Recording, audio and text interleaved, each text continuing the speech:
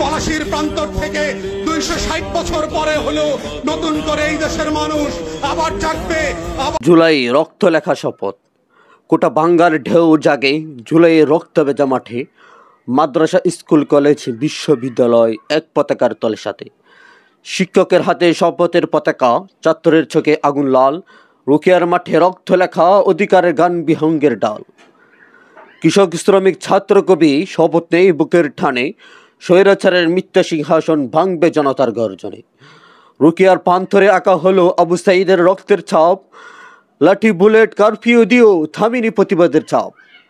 কোটি মানুষের শপথ লেখা এই বাংলার মাঠ মহল্লায়। কৃষক, ছাত্র, মজুর, মাদ্রাসা এক পতাকা এক আহ্বান।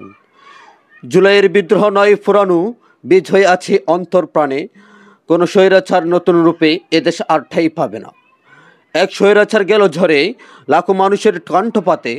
যারা নতুন শিকল বুনতে চায় তাদের জন্য হুঁশিয়ারি থাক। রক্তের ইতিহাস বলো না, ভুলে যাবে যারা আজ। জনতার ঢেউ উঠবে আবার, সব মিথ্যা ভাসিয়ে যা।